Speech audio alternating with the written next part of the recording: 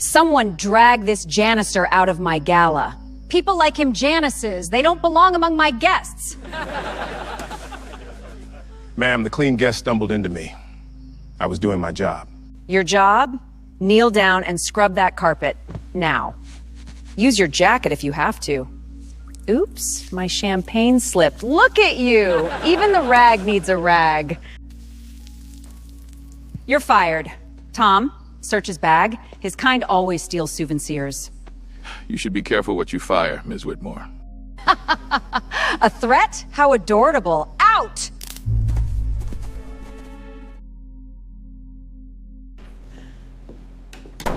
Good morning, Miss Whitmore. Please, sit. You look pale. You! Security! They work for me now. I own 61% of this company, your chair, and your job. Impossible. You're a janitor. I was. Just long enough to see who you really are. Have you ever been judged by your uniform instead of your worth? This is how a janitor erased a CEO's empire in 36 hours. 5 o'clock in the morning, downtown Atlanta. The Hartwell Logistics Tower stood 30 floors tall, its glass still holding the last of the night. Inside the lobby, one man worked alone. Andre Sullivan, 41 years old, gray uniform, sleeves rolled to the elbow. His mop moved across the marble in long, patient strokes. The smell of lemon cleaner drifted through the cold air. Somewhere above him, an air vent hummed its one low note. He paused at the east hallway and looked down at the stone. 20 years ago, a woman named Ruth Sullivan cleaned this same floor. She worked nights and double shifts, swollen ankles wrapped in drugstore bandages. She raised her boy on a janitor's paycheck and a library card. On Andre's wrist sat her watch, a small thing with a cracked leather band. It stopped ticking years ago. He wore it anyway. By 6, the building began to breathe. Andre greeted every soul who came through the doors. He knew the night guard, Mr. Dawson, whose daughter had a piano recital on Friday. He knew Miss Albright in the kitchen took her coffee with 3 sugars. People in gray uniforms learn a building's heartbeat. Nobody ever asks them what they hear. 2 elevators ran the tower. The glass one carried suits and visitors. The steel one in the back carried mops, food carts, and people the suits never saw. Andre rode the steel one. He listened. In 3 months, he had learned more from that back elevator than any report could tell him. Drivers shorted on overtime, a dispatcher crying in the stairwell, names that vanished from the schedule after they spoke up. At 6:30, his phone buzzed in the supply room. He closed the door before answering. A woman's voice came through, crisp and careful. "Meridian closes Friday morning. The signatures are ready. Are you sure you still want to stay invisible?" Andre looked at the shelf of bleach bottles and folded rags. "1 more week," he said. "I need to see who they are when no one is watching." He slid the phone into his pocket and picked up the mop again. At 7:15, the marble met its first test. Vanessa Whitmore pushed through the revolving doors like weather, heels clicking, sunglasses on, phone pressed to her ear. She cut straight across the wet floor Andre had just finished. Black heel prints bloomed over the shine. She never looked down. She never looked at him. She drained her espresso and, without breaking stride, tossed the cup toward the bin Andre was wheeling. It bounced off the rim and rolled across the marble. She kept walking. Andre bent down, picked up the cup, and wiped the drips with a rag. The elevator swallowed her. 30 floors up, her corner office overlooked half of Atlanta. Vanessa Whitmore, chief executive for 6 years. Investors loved her numbers. Magazines loved her smile. Her assistants lasted 8 months on average. The people who emptied her trash knew a different woman. They tracked her moods like storm warnings, whispered from floor to floor before she arrived. That week, the whole tower buzzed about one thing: the Whitmore Charity Summer Gala.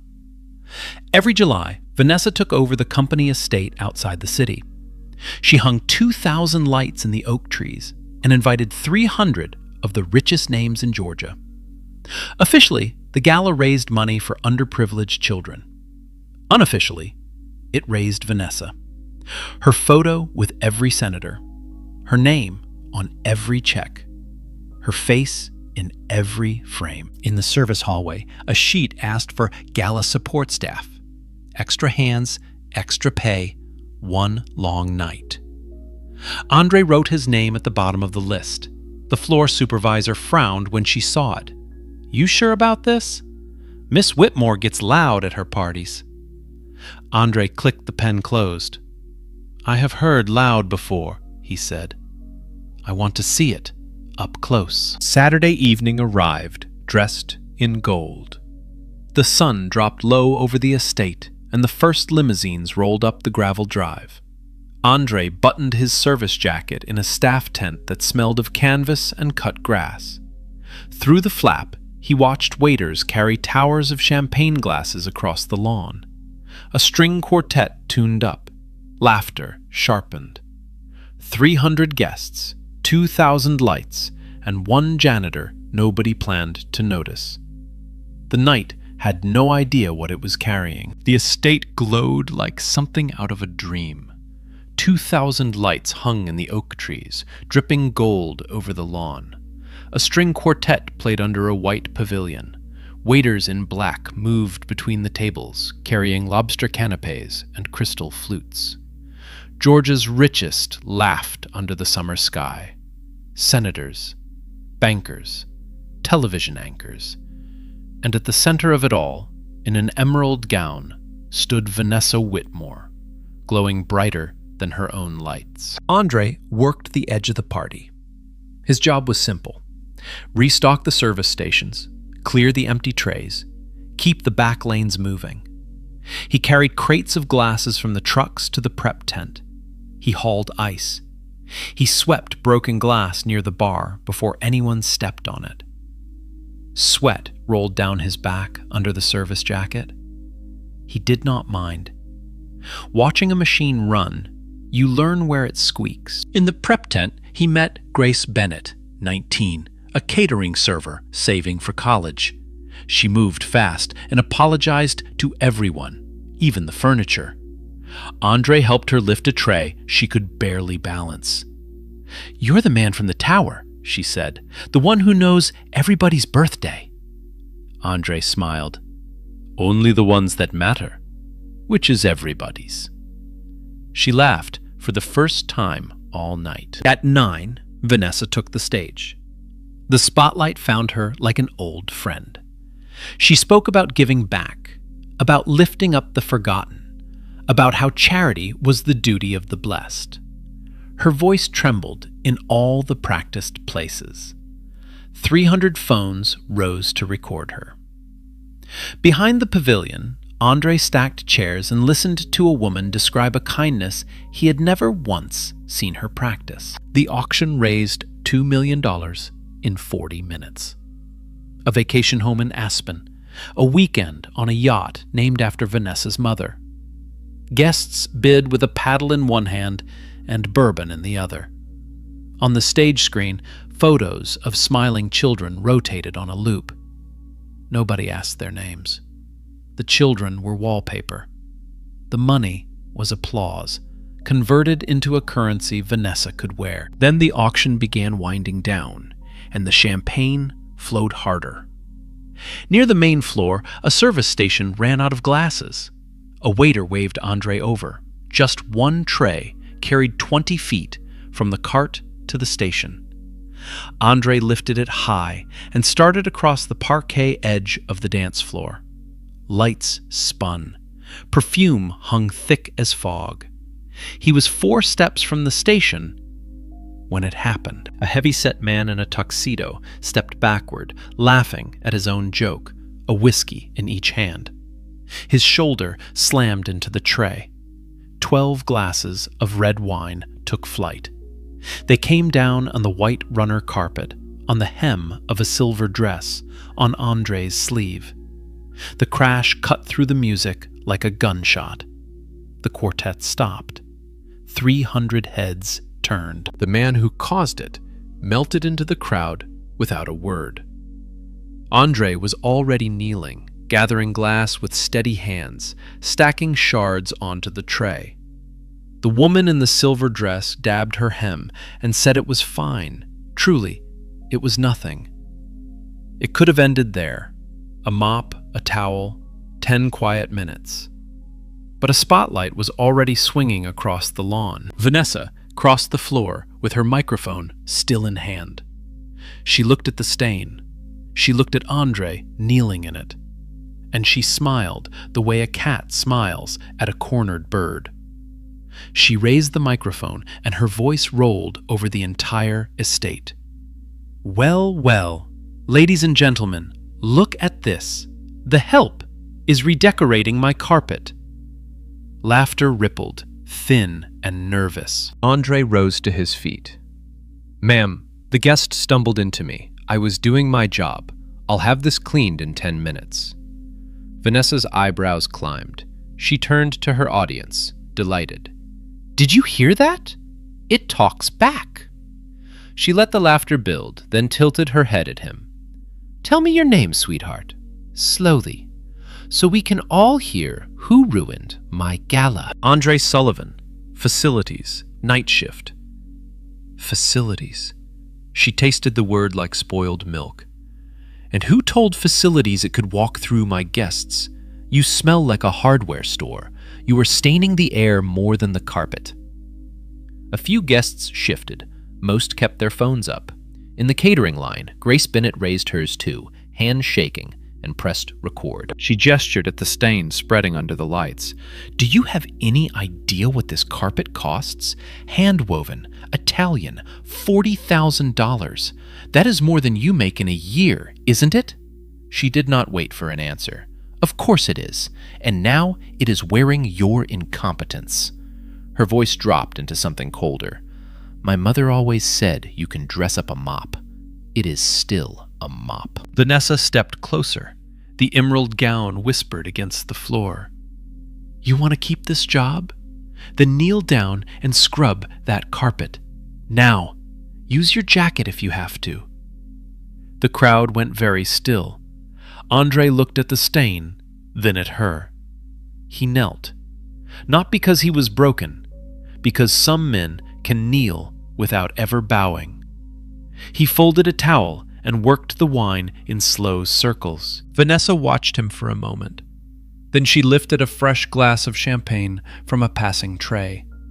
She held it out over his head and tipped it, slowly, all the way. Golden liquid ran through his hair, down his collar, into the carpet he was cleaning. Oops, she said into the microphone. My champagne slipped. Look at you. Even the rag needs a rag. This time, nobody laughed. Somewhere in the back, a fork was set down. A camera flash went off. Near the stage, an older board member named Walter Hayes lowered his drink and did not pick it up again. His jaw tightened. He had seen executives behave badly for 40 years. He had never seen anything quite like this. In the service line, a waiter leaned toward Grace. Somebody should stop this, he whispered. Nobody did. 300 of the most powerful people in Georgia stood under the charity lights and studied their shoes. A senator checked his watch. A banker reached for another drink. The lawn stayed very, very quiet. Andre rose, champagne dripping from his chin. He set the towel down, squared his shoulders, and faced her. The silence stretched tight enough to hum. Vanessa mistook it for victory. She always did. She turned to the crowd, arms wide, a ringmaster in emerald. People like him clean messes, she announced. They don't belong among my guests, and as of tonight, he doesn't belong among my employees either. She spun back to Andre and let each word fall like a blade. You're fired. Not by email, not by letter. Right here, in front of everyone. Consider it charity. It is the only kind you'll ever touch." She snapped her fingers toward the security line. "Tom, someone drag this janitor out of my gala." Tom Caldwell came through the crowd like a wall in a suit. Head of corporate security, Vanessa's favorite shadow. 2 guards flanked him. He gripped Andre's arm hard enough to bruise. Andre did not pull away. He looked past Caldwell, straight at Vanessa, and spoke in a voice low enough that the microphone barely caught it. "You should be careful what you fire, Ms. Whitmore." For half a second, something flickered behind her eyes. Then, the champagne in the spotlight washed it away. She laughed into the microphone. "A threat? How adorable. Out!" The quartet struck up a waltz on her signal, bright and forced. The party lurched back to life like an engine missing a cylinder, and 2 guards walked Andre Sullivan across the longest lawn in Georgia.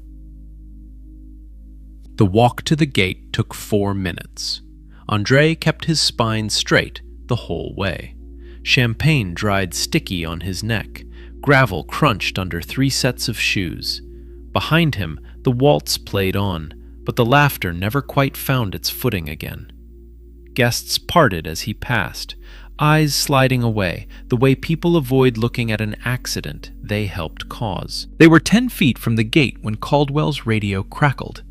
Vanessa's voice came through it, bright with champagne. "One more thing, Tom. Check his bag. His kind always steals souvenirs."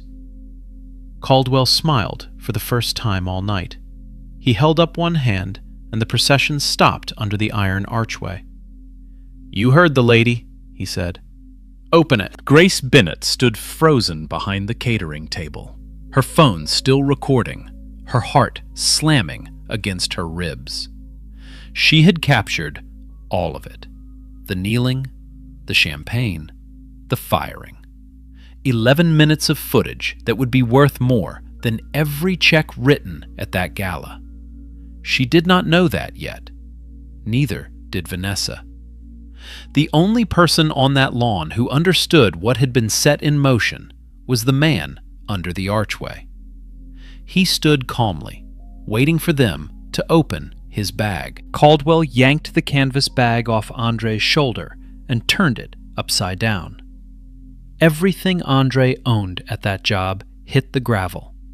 A dented lunchbox, a thermos with a taped handle, a paperback copy of an old novel, spine cracked white, and a photograph in a plastic sleeve, face down beside the iron gate. Phones leaned closer. Somewhere on the lawn, a woman whispered, "Is this really necessary?" Nobody answered her. Caldwell crouched and pawed through it all with 2 fingers, like the items might bite. No silverware, no crystal, no stolen bottle of wine. He shook the lunchbox, opened the thermos, flipped the paperback by its spine, and let the pages fan out. Nothing fell out except a grocery receipt. The crowd by the gate began to look at each other. The show was running long, and there was no ending in sight. Then he reached the photograph. He held it up to the string lights. A woman in a cleaning uniform, smiling in a marble hallway, a bucket at her feet. The Hartwell lobby, 1998. Ruth Sullivan, mid-laugh, caught by a co-worker's camera. Caldwell snorted. "Family business, huh?" He flicked the photo away like a cigarette. It spun twice and landed face down on the gravel. For the first time that night, Andre moved fast. Not at Caldwell, past him. He knelt on the gravel, picked up the photograph, and wiped the dust from it with his sleeve. The champagne stains on his collar, the wine on his cuff, none of it had touched his face. This did. His jaw worked once, twice, then he slid the photo inside his shirt, against his chest, and stood back up. "Satisfied?" Andre asked. His voice stayed level, but it had gravel in it now. Caldwell straightened, found nothing, and hated it. "Get off the property," he said. "If I see you near the tower, I'll have you arrested." The gates groaned open. Andre gathered his things from the ground, one by one, taking his time. Then he walked through the archway and into the dark, and the iron clanged shut behind him. He walked the shoulder of the road for a while before reaching his car. Heat lightning flickered in the west. Behind him, the music swelled and the toasts went on. He did not look back again. Back on the lawn, Vanessa retook the stage with a fresh glass. The night needed a bow, and she intended to tie it herself. "Friends, forgive the interruption," she said, "but let it remind us why we are here." She gestured toward the gate. "Some people are born to be lifted. Others are born to do the lifting and should be grateful for the work. Tonight, we give, because giving is what separates us from them." Us from them. The phrase hung over the lawn like smoke. A few guests applauded because applause was easier than thinking. Walter Hayes did not clap. He set his napkin on the table, told his wife he needed air, and walked the gravel path alone. 40 years on corporate boards teaches a man to read a room. This room had just told him exactly what it was. A mile down the county road, Andre sat in his 11-year-old sedan with the windows down. Cicadas roared in the dark fields. The gala lights pulsed faint over the tree line behind him. He peeled the photo from inside his shirt and set it on the dashboard. His mother smiled at him from a marble hallway, a lifetime away. He looked at her for a long moment. Then he picked up the phone. Diane Foster answered on the second ring. She was the kind of lawyer who slept with one eye on her inbox. "Andre, it's almost midnight." "I know. I'm sorry." A pause. "You don't sound sorry. You sound decided." Andre watched a moth circle the dome light. "Move the closing to tomorrow morning," he said. "First thing. And call an emergency board session for Monday, 8 a.m., the 30th floor." Diane went quiet for 3 full seconds. "What happened tonight?" "I got fired." "You got... Andre, you own the place by Friday. Who fired you?" "Saturday," he corrected gently. "And the answer is the same person who has been firing people like me for 6 years. I watched it from inside for 3 months. Tonight, I wore it." He touched the photo on the dashboard. "Now, I'm done watching." "The sellers expect Friday," Diane said. "Their lawyers won't like Sunday." "Then we make Sunday worth liking. Offer the early signing bonus we discussed. Wire the difference. They'll come." Papers rustled on her end. A keyboard began to click. "You realize what you're asking me to do in 30 hours. "I do. You've had the documents ready for 2 weeks." A short laugh escaped her. "Yes, I have. All right, Mr. Sullivan. Sunday it is." One more thing before she hung up. "The board notice," Diane said. "It has to come from the new controlling shareholder. The moment I send it, people will start asking who Meridian Holdings is." Andre looked through the windshield at the dark road ahead. "Let them ask," he said. "They had 3 months to ask who I was. Nobody did. They have until Monday at 8 to start wondering." While Andre drove home, Grace Bennett sat on a bus bench scrolling through her footage with cold hands. 11 minutes. Every second of it sharp and steady. She watched the champagne fall in slow motion and felt sick all over again. She sent it to her group chat with the other servers, 3 words attached. "Look at this." By the time the bus came, it had been forwarded 9 times. By Sunday morning, the video lived in 100 phones. Hartwell drivers watched it in break rooms. Office assistants watched it twice. A night guard at the tower watched it and thought about his own daughter. Nobody posted it publicly yet. Fear has a long leash in a company like that. But it moved underneath, hand to hand, like water under a frozen river. Word of the video reached Caldwell on Sunday afternoon. He called Grace's catering company and asked, very politely, for the names of everyone who worked the gala. Then he texted Vanessa. "Some staff filmed Saturday. Want me to handle it?" Her reply took 4 seconds. "Handle what? I gave a master class. Let them watch it."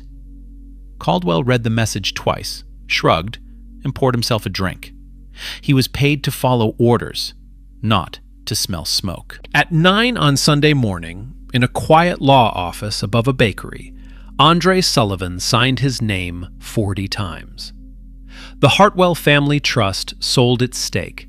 2 institutional funds followed. When the last page slid across the table, Diane Foster capped her pen and looked at him. 61%, she said. "Congratulations. You now own the company that fired you last night." Andre smelled bread baking through the floorboards. "Funny," he said. "It doesn't smell like a tower." At noon, the emails went out. 7 board members received the same message from a firm none of them knew.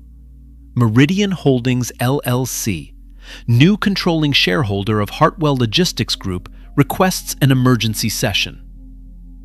Monday, 8 a.m., executive boardroom. Attendance mandatory. Agenda, leadership review. Within an hour, every phone on the board was ringing every other phone. Nobody had answers. Nobody knew the name. Nobody could find a face behind Meridian. Walter Hayes read the email twice on his porch. Controlling shareholder. The Hartwell Trust had been quietly shopping its stake for a year. He knew that. What he had not known was that someone had actually bought it. He thought about the gala, the champagne running down a man's collar, the way the janitor had stood there, calm as deep water. Walter set down his coffee and said to nobody, 8 a.m. can't come fast enough. Vanessa spent her Sunday in silk pajamas, curating the gala photos. She posted 12 of them. Her favorite showed her mid-speech, arm raised, lights blazing behind her. The caption read, "Giving back is who we are." She read the board email between posts and rolled her eyes. Leadership review. Some activist fund flexing its new shares, she decided. She had eaten activist investors for breakfast before. She approved her own talking points and ordered a car for 7:30. There was one more item on her Monday agenda, and it made her smile. Her own compensation package. A $4 million retention bonus, drafted by her favorite consultant, waiting for board approval. The gala photos would soften them up. The charity numbers would do the rest. She fell asleep early, certain that Monday belonged to her. 12 miles away, a man in a small apartment ironed a charcoal suit and laid his mother's photograph on the table beside his cufflinks. Monday came up humid and gray. By 7:40, the 30th floor smelled of coffee and nerves. Board members gathered in clusters, trading guesses in low voices. Walter Hayes stood apart at the window, watching the city wake. At 7:55, the elevator chimed. Diane Foster stepped out first, briefcase in hand. And behind her came a man some of them almost recognized, in a charcoal suit, wearing a watch that did not tick. Vanessa arrived at 7:58, 2 minutes early, armor on. White suit, red folder, victory smile. She pushed through the boardroom doors, talking before she even looked up. "All right, let's make this quick. I have a company to run." Then she stopped. The room was full and silent. 7 board members sat along the table like jurors, and the chairman's chair at the far end stood turned toward the window, its back to the room. A woman she did not know stood at the head of the table. Charcoal dress, steady eyes, a stack of documents squared in front of her. Miss Whitmore, Diane Foster, Counsel for Meridian Holdings. Please, take a seat. Vanessa did not take a seat. And Meridian Holdings is what, exactly? A hedge fund? A pension raider? Whoever you are, you called a meeting in my boardroom. Diane opened the folder without hurry. As of 9:12 yesterday morning, Meridian Holdings completed the purchase of 61% of Hartwell Logistics Group. The Hartwell Family Trust, the Crestline Pension Fund, the Dunmore Institutional Account. All signed, all filed, all final. She slid a single page down the table. So, with respect, Miss Whitmore, this is not your boardroom anymore. Vanessa's eyes flew down the page. Numbers, signatures, a seal. Her mouth opened, closed, opened again. Fine. Then where is he? The mystery owner. I'll negotiate with a principal, not a lawyer. Diane almost smiled. He's already here. The chairman's chair began to turn. It came around slowly, the leather creaking once. And the morning light fell on a charcoal suit, a quiet face, and a cracked leather watch band. Good morning, Ms. Whitmore, Andre said. Please, sit. You look pale. The red folder slipped out of her hand and slapped the floor. For 3 full seconds, nothing in the room moved. Then she laughed, one sharp note, because her mind had nowhere else to go. You? How did you get into this boardroom? Security! 2 guards stepped inside the door. Neither of them moved toward Andre. They work for me now, Andre said. I own 61% of this company, your chair, and your job. He let that settle. Impossible, she whispered. You're a janitor. I was, just long enough to see who you really are. He stood and walked the length of the table. You once told 300 people that men like me clean messes. You were right. I'm here to clean the biggest one in this building. The board members were trading glances, and one finally said it out loud. Sullivan. Atlas Freight Sullivan? Andre nodded once. I built Atlas Freight from 2 trucks and a laptop. Sold it 3 years ago for more money than I can spend. My mother cleaned this tower for 20 years. Ruth Sullivan. Night shift. East hallway. He set her photograph on the table, facing the room. She believed this company was worth her whole life. I came to find out if she was right. So for 3 months, I pushed a mop where she pushed hers. I wanted to know what this company looks like from the floor, not from a report, from the floor. He stopped across from Vanessa. I learned the drivers get shorted. I learned people disappear from schedules when they complain. And Saturday night, I learned what the chief executive does to a man in a uniform when she thinks no one important is watching. Diane lifted a small remote. The screen on the wall lit up, and there it was, in high definition with clean audio. The kneeling, the champagne, tipped slowly, all the way. Even the rag needs a rag. The firing. The bag turned out on the gravel. The photograph flicked away like trash. 11 minutes, played to a silent room. 2 board members could not finish watching it. Walter Hayes watched every second, his hands folded, his knuckles white. When the screen went dark, Vanessa found her voice. That's edited, out of context. It was a private event. 300 guests and a microphone, Diane said. Which part was private? Vanessa spun toward the board. You've known me for 6 years. You've seen my numbers. You cannot seriously let a stunt like this. She stopped, because she finally saw their faces. 7 faces. Not one of them was looking at her with anything she recognized. Walter Hayes rose from his seat with a printed contract in his hand. Ms. Whitmore, Section 12 of your employment agreement. the conduct clause you signed at your last renewal. He read slowly, the way men read verdicts. Any public behavior that brings material disrepute to the company or its people constitutes grounds for termination for cause. He set the contract down. I was at that gala. I watched you pour champagne on an employee's head in front of senators. The room tilted around Vanessa Whitmore. The bonus folder lay on the floor by her shoe, suddenly belonging to another lifetime. Andre returned to the chairman's seat and rested his hands on the table, calm as Sunday morning. "Members of the board," he said, "Meridian Holdings calls for a vote on the immediate termination of the chief executive officer. For cause." He looked at her, and his voice did not rise at all.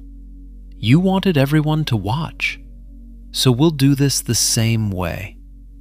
In the open." Vanessa moved fast then, the way a drowning person grabs at anything floating. The laughter came first. "Okay, all right, this is theater. You hired actors. Walter, did he pay you to—" Nobody blinked. The laughter died in her throat. Then came the pivot, smooth as oil. "Mr. Sullivan, Andre, Saturday was— I had been drinking. The stress of the gala.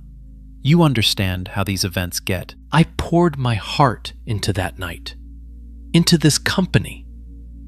Her voice found its boardroom polish again. "If I had known who you were, I would never have." She heard it leave her mouth. Everyone heard it. The sentence hung in the air like a confession, because that is exactly what it was. Andre nodded slowly. "There it is," he said. "That's the problem, Miss Whitmore. You needed to know who I was to treat me like a human." He tapped the photograph on the table. "My mother worked here 20 years. Nobody important ever knew who she was either. Imagine how she was treated. Or don't imagine. We just watched 11 minutes of it." Diane called the vote. "All in favor of terminating the chief executive for cause, effective immediately." Walter's hand went up first, then the woman beside him, then the next. 7 hands, one by one, around the table. Diane recorded each name without expression. "Unanimous. Termination for cause. Under Section 12, all severance, all bonuses, and all unvested shares are forfeit." The $4 million folder stayed on the floor where it had fallen. The polish cracked all the way through then. "You can't do this. I built this company's growth. I am this company." Her voice climbed. "I'll sue. All of you. You're welcome to," Diane said pleasantly. "Discovery would include the video, the search at the gate, and 6 years of personnel files. Please, sue." Vanessa's mouth worked, but the math was already happening behind her eyes. Lawyers love that math. Defendants never do. Andre turned to the door. "Send in Mr. Caldwell." Tom Caldwell entered with his chin up, scanning the room. He saw the photograph on the table. He saw Andre in the chairman's seat. The chin came down by degrees. "Mr. Caldwell," Andre said, "Saturday night you searched a man's property without cause, on a public lawn, on camera. You're suspended, pending investigation. Badge and keycard on the table." Caldwell looked at Vanessa, waiting for the order that would fix this. She did not even see him. Whatever he had been to her, it had mattered only while it was useful. He unclipped the badge slowly, set it on the polished wood, and laid the keycard beside it. 2 small clicks in a silent room. On his way out, he paused at the door, but no words came. Some men only discover their voice was borrowed when it gets repossessed. Then it was her turn. Andre did not raise his voice for it. "Ms. Whitmore, these gentlemen will walk you out. You may collect personal items from your office under supervision. Company property stays. The same two guards who had flanked Caldwell at the gala stepped forward, her own security team, the ones who used to part crowds for her. One of them said, quietly, "Ma'am, this way." The elevator ride down took 30 floors and a lifetime. When the doors opened on the lobby, the morning shift was arriving. Receptionists, drivers, 2 cleaners with a cart by the east hallway. Word had already traveled the way it always does in a tower, bottom floor first. Nobody jeered, nobody clapped. They simply stopped and looked and let her walk the full length of the marble in heels that suddenly sounded very loud. Halfway across, her heel caught the wet edge of a freshly mopped section. She did not fall, but she had to grab the rope of a velvet stanchion to stay up, and a cardboard sign stood beside the spot, yellow and ordinary. Caution, wet floor. The cleaner who had placed it looked away politely. Vanessa Whitmore straightened herself, walked the last 50 feet, and pushed through the revolving doors into a city that no longer worked for her. Upstairs, the boardroom exhaled. Walter Hayes shook Andre's hand and held it a moment longer than business requires. "Your mother," he said. "I think I remember her. East hallway. She used to hum." Andre smiled for the first time that morning. "Every night," he said. "Mostly gospel. She said marble carries a tune better than any church." Outside the glass, the city went on, not yet knowing the story it would be telling by Friday. The video broke the surface on Tuesday night. A local station ran 40 seconds of it with the faces of guests blurred. By Wednesday morning, the full 11 minutes sat on every platform that mattered. By Wednesday night, the clip of champagne falling on a kneeling man had been watched 4 million times. The caption most people shared was simple. The janitor she fired owned the company. National morning shows picked it up Thursday. They played The Kneeling. They played Even the Rag Needs a Rag. Then they played the boardroom statement Hartwell released. 4 sentences, no adjectives, signed by the new chairman. Anchors read it twice because it said so much by saying so little. Effective immediately, Vanessa Whitmore no longer speaks for this company. Hartwell apologizes to its employees, its drivers, and every person who has ever worn its uniform. Her charity collapsed faster than her career. The foundation's 3 biggest sponsors withdrew by Friday, each with the same polished regret. A hotel chain, a bank, an airline. The senator from the gala released a statement saying he had attended briefly and left early. Photographs proved otherwise, and the internet enjoyed proving it. The Whitmore Foundation website went down for maintenance that weekend.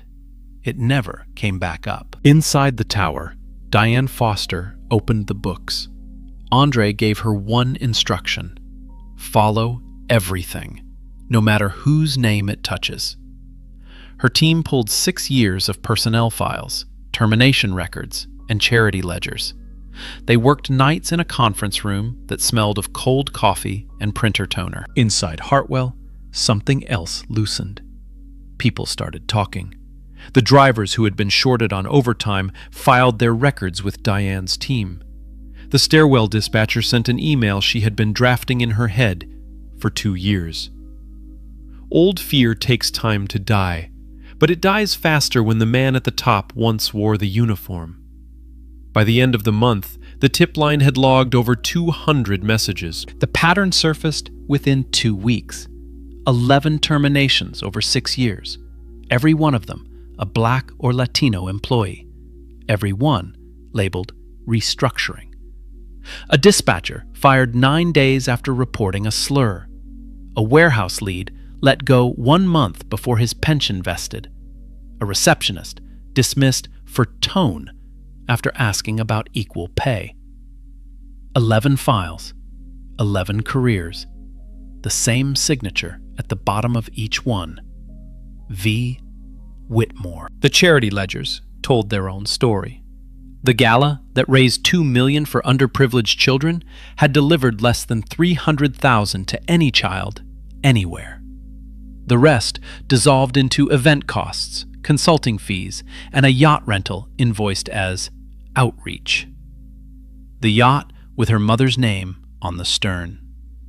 Diane laid the invoices side by side on the boardroom table and said only one word. Enough. The 11 began to come forward, one phone call at a time. Some were angry. Some were tired. One, the dispatcher, cried on the phone for a full minute before she could speak. Hartwell did not hide behind lawyers. Andre met 9 of them in person, in the same boardroom with the same chair. Each meeting started with the same sentence. The company owes you an apology, and the company pays its debts. For Vanessa personally, the law moved on 2 fronts. The 11 filed a joint civil suit naming her as an individual defendant, alongside the federal complaint. Her old defense that the company made those decisions died in depositions, because the company was now the one handing over the evidence. Hartwell waived privilege on every memo she had ever written. Few sights in law are stranger than a corporation testifying against its own former queen. Tom Caldwell chose the only door left to him. He sat for a sworn deposition in exchange for a softer landing. Yes, the order to search Andre Sullivan's bag came directly from Ms. Whitmore. Yes, there had been other orders over the years. Watch this employee. Build a file on that one. He listed them in a flat voice, naming names, while a court reporter's keyboard clicked like rain on tin. It never reached a jury. 8 months after the gala, Vanessa Whitmore settled everything at once. The numbers stayed sealed, but the conditions did not. A public apology, written and spoken on camera. Personal payments to all 11. Repayment of every misused charity dollar. And a consent agreement barring her from serving as an officer or director of any public company for 10 years. Her lawyers called it prudent. Everyone else called it what it was. The apology aired on a Tuesday. Vanessa sat at a bare table, no jewelry, reading from a page her lawyers had approved word by word. I treated a man as less than human because of his uniform and his skin. No stress excuses that. No glass of champagne excuses that. I was not drunk on wine that night. I was drunk on power. For once, nobody doubted she had written that last line herself. There was no prison sentence, and there did not need to be. What Vanessa lost was the only thing she had ever actually owned. The room. Every room. The tables stopped having a head for her to sit at. The invitations stopped. The cameras pointed elsewhere. She sold the estate with the oak trees and moved somewhere quieter, where, for the first time in her life, she was simply a person in line like everyone else. While her name shrank, the company grew lighter. Hartwell paid back every shorted hour of driver overtime, with interest, going back 6 years. Schedules stopped eating people who complained. The 11 got more than checks. 3 of them got their jobs back with promotions and back pay. The dispatcher who had cried on the phone now ran the department that once erased her. And Grace Bennett, the 19-year-old with the steady hands, got a phone call from Diane Foster. Her video had been licensed by the networks, and the licensing fees belonged to her. The number on the check was larger than 2 years of catering shifts. Attached to it was a note in careful handwriting. You kept the camera still when grown men kept their heads down. Hartwell would like to discuss your tuition. A. S. Late that fall, a business magazine ran the whole saga under a single photograph. Not of Vanessa, not even of Andre in the chairman's seat. The editors chose the frame from Grace's video, where a man kneels on a white carpet, champagne shining in his hair, back straight as a flagpole. The headline underneath ran 6 words. He was never the one kneeling. 6 months after the gala, the Hartwell Tower looked the same from the street. Inside, almost nothing was. The glass elevator and the steel elevator still ran side by side, but the pay stubs riding in them had changed. Janitorial staff got a 30% raise. Security, the kitchen, the loading dock, all of them. When a reporter asked Andre why he started with the lowest paid floors, he shrugged. Because I've ridden both elevators. Only one of them needed fixing. There is a name for what happened at Hartwell now. New hires hear it during orientation, told plainly, no slides, no music. They watch 4 minutes of the gala video, then the boardroom statement. A trainer stands up front and says the same thing every time. This is the only time you will ever see a person treated that way at this company. If you see it twice, you call me. If I don't act, you call him. The boardroom changed too. Every month, one seat at the table belonged to a frontline employee. A driver 1 month, a cleaner the next. They did not come to listen. They came with the floor's questions, and the floor got answers. Walter Hayes, now lead director, called it the cheapest consulting the company had ever bought. The stock, for those keeping score, finished the year up 19%. In September, the company gathered in the lobby for an unveiling. A small bronze plaque now sat on the wall of the east hallway, at the exact spot where a night cleaner used to hum gospel to the marble. The Ruth Sullivan Scholarship. Full tuition every year for children of service workers. Cleaners' kids, security guards' kids, kitchen kids. The first class had 12 names. The first name read aloud was Grace Bennett. The gala estate has a new purpose too. Hartwell bought it outright that winter. No more auctions under the oak trees. Every summer now, the lawn hosts the company picnic, and the families of 900 employees eat barbecue where the string quartet used to play. Kids run across the lawn. Nobody checks anybody's bag at the gate. Grace stood at the little podium in her catering flats and unfolded a piece of paper she never managed to read. She looked at Andre instead. "You said you only remember the birthdays that matter," she said, "which is everybody's.